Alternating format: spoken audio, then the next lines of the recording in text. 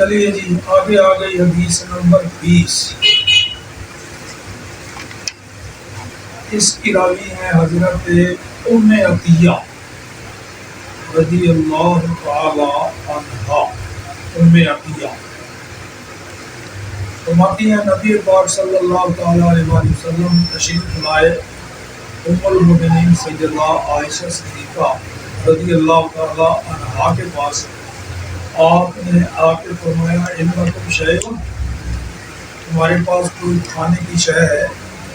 سرکار نے فرمایا، سیدہ عائشہ صدیقہ نے عرض کی لا، کوئی شے نہیں حضور گھر میں کھانے کی، الا شیء واسط به ام عطیہ من الشاۃ التي واسط الیہا من الصدقہ۔ ہاں ایک بکری کا گوشت ہے جو ام عطیہ نے بھیجا ہے، وہ صدقہ کا گوشت ہے۔ نبی پاک نے فرمایا وہ جب دیا تو وہ اپنے مال پر پہنچ گیا، اب تم مجھے دو گی تو صدقہ نہیں ہوگا اس واسطے۔ اگلا باب جی، من اہدی الی صاحبہ وتحری بعد نسائہ دون بعد۔ اس باب کا معنی یہ ہے کہ جس کسی شخص نے اپنے کسی دوست کو تحفہ ہدیہ دیا، مگر وہ جو ہے جس کو ہدیہ دیا جا رہا ہے وہ لہو، اس کی ایک سے زیادہ بیویاں ہیں، جیسے 2 بیویاں ہیں، 3 بیویاں ہیں۔ اب جس نے ہدیہ دینا ہے وہ یہ پسند کرے کہ میں اس وقت اس دن یہ اپنے دوست کو ہدیہ دوں گا جب وہ اپنی فلاں بیوی کے نام ہے۔ یہ ہے بات کا ہدیہ دینا ہے، مگر دیکھنا ہے کہ وہ میرا دوست جس دن فلاں بیوی کے گھر میں ہوگا اس دن میں تحفہ دوں۔ رسول پاک صلی اللہ علیہ وسلم کی بھی ازواج مطہرات تھی، نبی پاک کی ایک وقت میں 9 بیویاں بھی رہی۔ امت کو 4 سے زیادہ کسی شخص کو بیوی نکاح کرنے کی اجازت نہیں، لیکن رسول اللہ کو اجازت تھی اللہ کی طرف سے، تو 9 بیویاں۔ ام المؤمنین سیدہ عائشہ صدیقہ فرماتی ہیں، آگے حدیث آ رہی ہے، ترجمہ پہلے خلاصہ بتاؤ۔ نبی پاک صلی اللہ علیہ وسلم باری باری ازواج مطہرات کے پاس ہوتے تھے، جس دن رسول اللہ میرے حجرہ میں میرے گھر میں تشریف رکھتے لوگ صحابہ اکرام اس دن تو پھر زیادہ بھیجا۔ یہ جب باقی ازواج مطہرات نے کہا یا رسول اللہ آپ صحابہ کو کہہ دو تو اس دن کا انتظار نہ کریں، تحفہ بھیجنا ہے تو جہاں بھی جس خاتون کے آپ بھی گھر میں ہو بھیج دیا کریں۔ یہ ہے آگے آنے والی حدیث کا خلاصہ۔ اللہ اکبر۔ دیکھیے پہلے حدیث نمبر 21 پڑھ لیں، یہ مختصر ہے، آگے پھر وہ حدیث نمبر 22 سے تفصیل ہے۔ حضرت عائشہ صدیقہ فرماتی ہیں، یہ حدیث نمبر 21، قالت کان الناس یتحرون من ہدایاہم یومی، لوگ ہدیہ بھیجنے کے لیے انتظار کیا کرتے تھے میری باری کا، جس دن میری باری ہوتی رسول اللہ میرے گھر میں تشریف فرما ہوتے۔ قالت ام سلمہ، نبی پاک کی ایک اور بیوی سیدہ ام سلمہ، انہوں نے اپنی ساتھی عورتوں کو جمع کیا، فذکرت لہ فأعرض عنہا، انہوں نے نبی پاک کی بارگاہ میں آ کے مطالبہ کیا، یا رسول اللہ یہ لوگ اس دن ہدیہ بھیجتے ہیں جس دن آپ عائشہ کے گھر میں ہوتے ہیں، تو ذرا ان کو فأعرض عنہا، نبی پاک نے ان کی بات کر کے توجہ نہیں دی، یعنی جواب کوئی نہیں دیا، خاموشی ہے۔ تو وہ جواب بھی دیا ہے، وہ بھی آگے حدیث میں آ جائے گا۔ اس میں مختصر یہ کہ فی الحال نبی پاک نے بات کا جواب ہے۔ نہ ہاں نہ نہ۔ یہ حدیث بھی ام المومنین سیدہ عائشہ صدیقہ رضی اللہ تعالیٰ عنہ روایت کرتی ہے۔ کون سی حدیث ہے؟ حدیث نمبر 22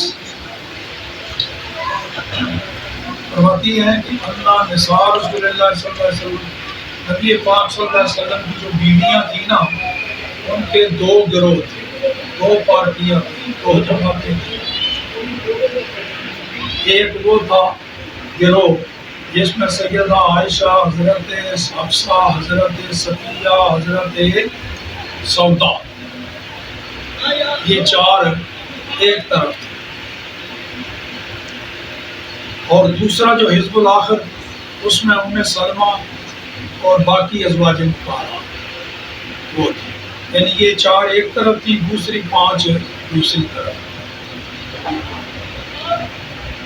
تو کان المسلمون قد علموا، اور عام جو صحابہ مسلمان تھے وہ جانتے تھے کہ نبی پاک صلی اللہ علیہ وسلم بیویوں میں سے سیدہ عائشہ صدیقہ کے ساتھ زیادہ شفقت اور زیادہ پیار فرماتے ہیں۔ اب اگر کسی کے پاس کوئی ہدیہ ہوتا، وہ چاہتا کہ رسول پاک کی بارگاہ میں بھیجے،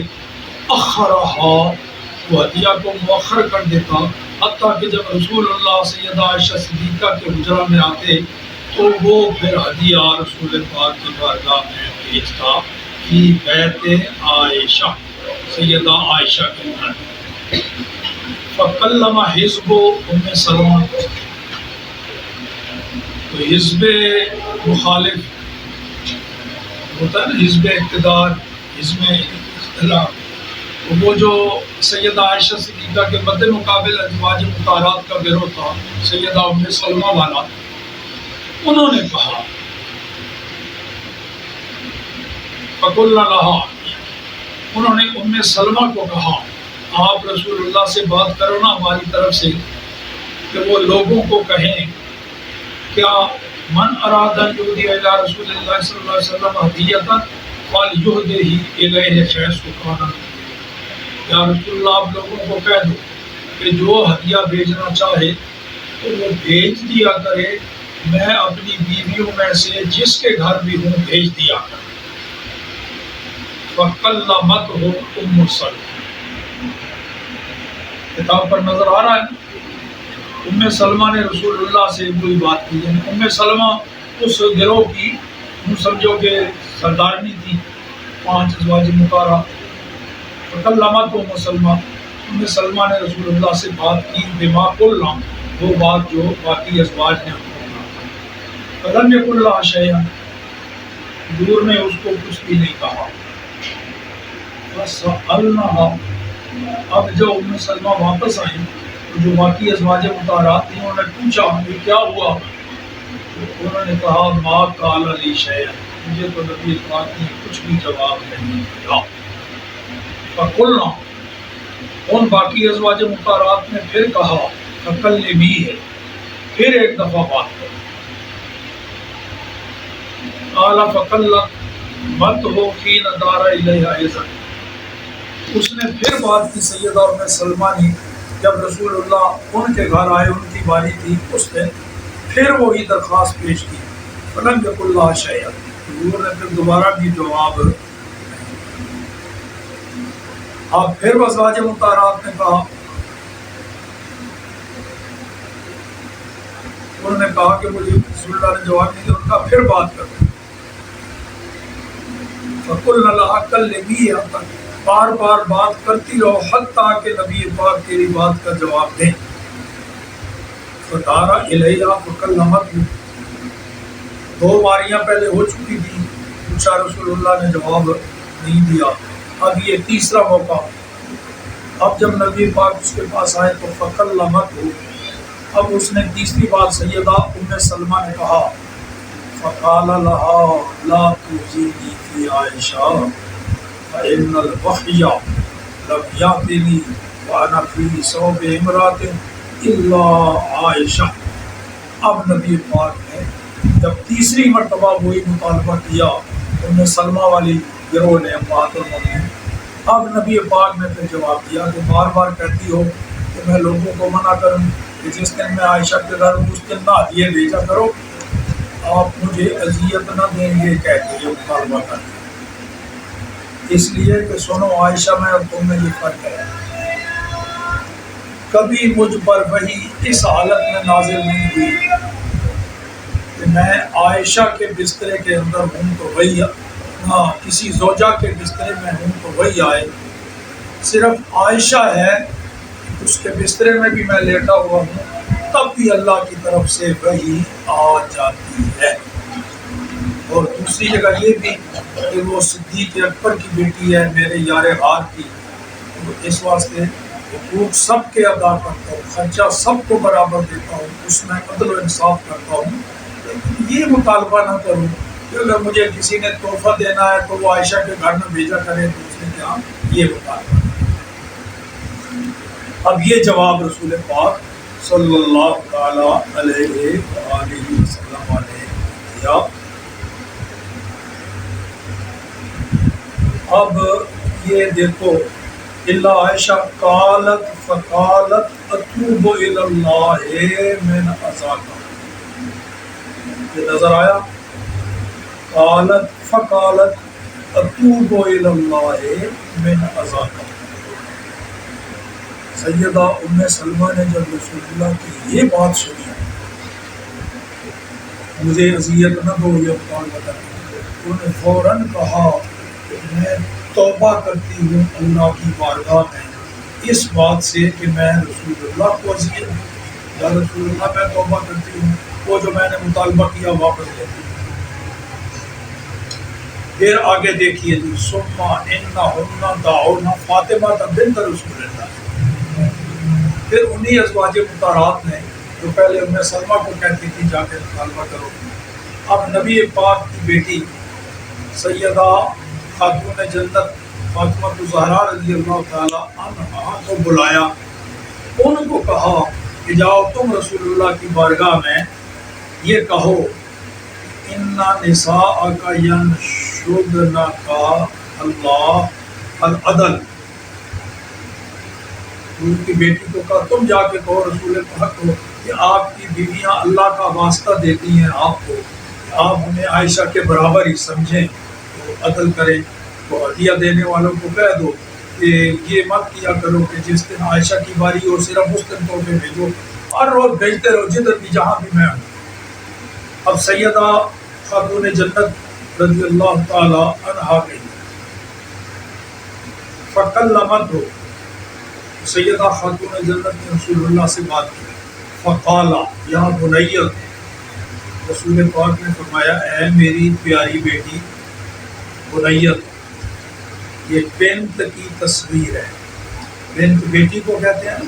بنیا اس کی تصویر ہے، چھوٹی بچی ہے، پیاری بچی، یہ تصویر کے ساتھ، اے میری پیاری بچی